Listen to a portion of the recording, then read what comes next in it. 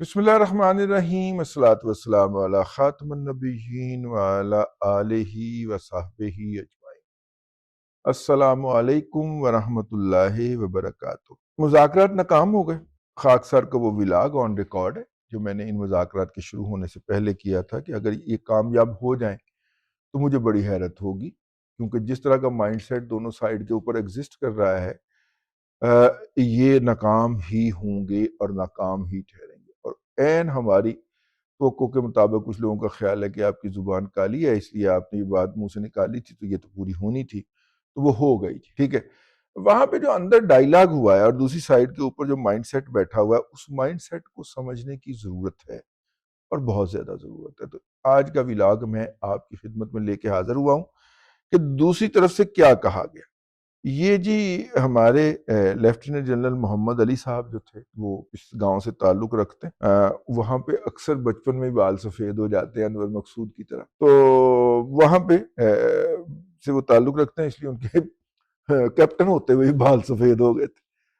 तो अल्लाह आपका भला करे। मुज़ाकरात जब शुरू हुए ना, तो अफ़गानिस्तान की तरफ से पाकिस्तान पर इल्ज़ाम लगाए गए कि ये मुसलमानों का मुल्क नहीं है, बल्कि पाकिस्तान की अफवाज जो हैं वो मसाजिद में कुत्ते बांधती, और इस बात की तस्दीक एक सूबे का वज़ीर आला भी कर रहा है। और पाकिस्तान में चूंकि इस वजह से ये साबित होता है कि पाकिस्तान में कुफर की हुकूमत है और अफवाज पाकिस्तान कुफर को नाफज करने वाली फौज है, ये वो कह रहे हैं, ठीक है। इसलिए जो है वो हम तो इस कुफर को ख़त्म करके यहाँ पर इस्लाम नाफज करेंगे, वो इस्लाम जिसमें बच्चियों का के ऊपर तालीम की पाबंदी है, लोगों की बच्चियों के लिए। अपनी बच्चियां जो होती हैं वो दोहा में कायम अमेरिकी यूनिवर्सिटी के कैंपस में पढ़ रही होती हैं इन मलवट्टों की, लेकिन दूसरों की बच्चियों के लिए इल्म के दरवाजे बंद होते हैं, वो काबुल यूनिवर्सिटी में नहीं पढ़ सकती, ठीक है। क्या फ्रॉडी हैं, क्या मुनाफिक हैं ये लोग। तो अच्छा जनाब, बल्कि कुफर को जेर करने पर होंगे और कुफर की हुकूमत हम कायम करेंगे, और पाकिस्तान अहले पाकिस्तान जो है वो अफगानिस्तान को फिदिया देंगे, ठीक है। और हमारे जितने भी अफगान मारे गए हैं, उन सब का वो जनाब हुकूमत पाकिस्तान हमें अदा करेगी। और जनाब इसका जवाब दिया गया कि जनाब हजूर हमारे मसाजिद में अफगान कुत्ते आकर पनाह लेते हैं, और वो भी जहन्नमी कुत्ते। इस्लाम ने इनको ख्वारिज के नाम से याद किया है, और हम भी आपको इसी नाम से याद करते हैं। जिसकी सूबा का वज़ीर आला बात कर रहा है, इसके अपने इलाके की मसाजिद में भी वो पाए जाते हैं, क्योंकि जब वो ज़ख्मी हो जाते हैं तो इन मसाजिद में इनको पनाह दी जाती है। मेरी वीडियो भी जारी हुई है सोशल मीडिया के ऊपर। यहाँ पे इनको बोतलें लगी होती हैं ग्लूकोज की, ठीक है। और हमारा इन कुत्तों को दूध पिलाने वालों से सामना है, जो दुनिया की सबसे बड़ी मस्जिद काबतुल्लाह के साए में बैठ कर वादा करते हैं, और वापस जाते ही इस वादे को, इस मुआहदे को तोड़ देते हैं। मुल्ला उमर ने उसामा बिन लादेन को तहफ़्फ़ुज़ दिया, अफगानिस्तान को खंडर बना दिया, और इसका बेटा उसामा बिन लादेन के नायब एमन ज़वाहिरी की मुखबरी करता है, और इसे काबुल में निशानदेही करके अमरीकियों के हाथों कत्ल करवा देता है, और उसके पैसे अपने ज़ाती अकाउंट के ऊपर, क्योंकि एमन ज़वाहिरी के सर की हेड मनी रखी हुई थी अमरीकियों ने कि अगर आप उसकी निशानदेही करेंगे तो हम आपको इतने पैसे देंगे। वो पैसे मुल्ला उमर के साहबजादे मुल्ला याकूब मुजाहिद ने अपने गैर मुल्की करेंसी के अकाउंट्स के अंदर बैरून मुल्क किसी जगह के ऊपर वसूल किए और अमरीकियों से किए। अच्छा जी, एक तरफ कह रहे होते हैं हमने अमरीकियों को शिकस्त दे के अफगानिस्तान से निकाला है, दूसरी तरफ कहते थोड़ा जा क्यों होते दियो थोड़ी चीज नीति दियो, ऐ वो चवल, ठीक है ना।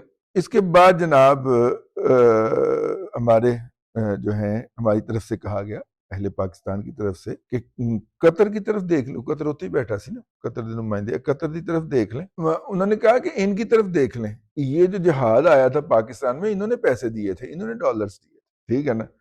उस पर कतर को भी आग लगी थोड़ी सी। इन्होंने ये तुम्हें उठा के हमारे गले में डाल दिया, खुद तो वहां पे सुकून से बैठे हुए हैं और तुम हमारे गले पड़े हुए। इस पर मौलवी अब्दुल हक साहब ने کہا کہ ہم اپنے ملک کے اندر فرضی لکیر کو نہیں مانتے، ڈیورنٹ لائن ہے. تو انہیں جواب دیا گیا ٹھیک ہے پھر مذاکرات کس بات کے، یہ بارڈر آپ کے خیال میں ایگزسٹ نہیں کرتا تو ہم نے تو پھر اپنے علاقے کے اندر بمباری کی ہے نا، آپ کس بنیاد کے اوپر مامے بڑھنے آ رہے ہیں ہمارے پاس مذاکرات کرنے کے؟ جناب افغانستان پہ حملہ کیا، کون سا افغانستان، سارا پاکستان، کوئی بارڈر نہیں ہے. آپ نے خود کہا بارڈر نہیں ہے تو بارڈر ہم بھی نہیں مانتے.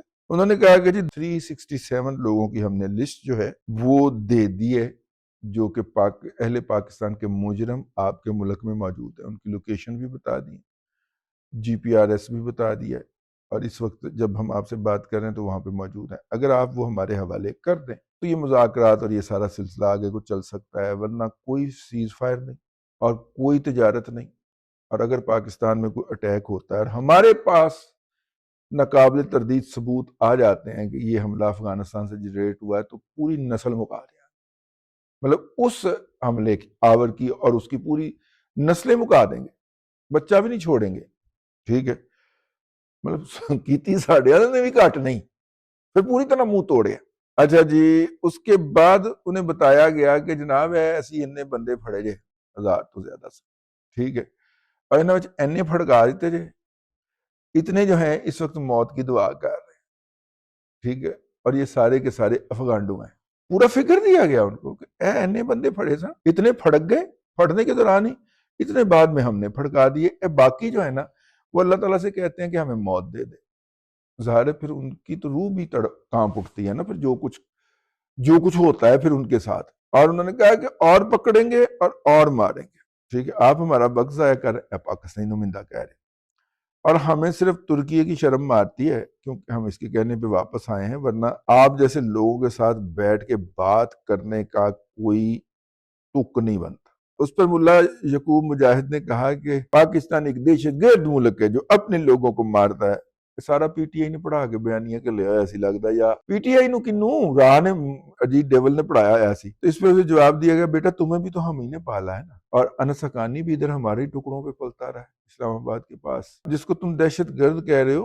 اس دہشت گرد ملک سے اپنے لوگوں کو لے جاؤ، پورا من ملک کے اندر لے جاؤ. اور اس پر انہوں نے کہا کہ ہم تجارت قطن نہیں کھول، اور یہ آپ نے کہا کروڑوں کا نقصان ہو رہا ہے. کس کا ہو رہا ہے؟ لائیں ہمارے سامنے جس کا نقصان ہو رہا ہے. کوئی نقصان نہیں ہو رہا، اور جس کا نقصان ہو رہا ہے وہ کہیں کسی اور کے ذریعے تجارت کر لیں، بغیر ویزے، بغیر تلاشی اور بغیر کاغذات کے. کوئی افغانڈو پاکستان میں نہیں آئے گا، یہ ہمارا پہلا اور آخری فیصلہ ہے. اس پر ملا یعقوب مجاہد نے کہا، ملا عمر کے صاحبزادے نے، کہ ہم اپنے ہی ملک میں جانے کے لیے ویزا کیوں لیں؟ اس پر انہوں نے کہا کہ اپنے ہی ملک پر ان کتوں کو ماریں گے ہم جو پاگل ہو چکے ہیں، ہم مذاکرات کیوں کریں؟ ٹھیک ہے. اس کے بعد انہوں نے پاکستان کی بجائے پنجاب کے اوپر آ گئے جی، کیونکہ اپنے والوں جو ٹیم ہے کسی پنجاب دی ٹیم سی، تو پھر مذاکرات جو تھے وہ ملتوی ہو گئے.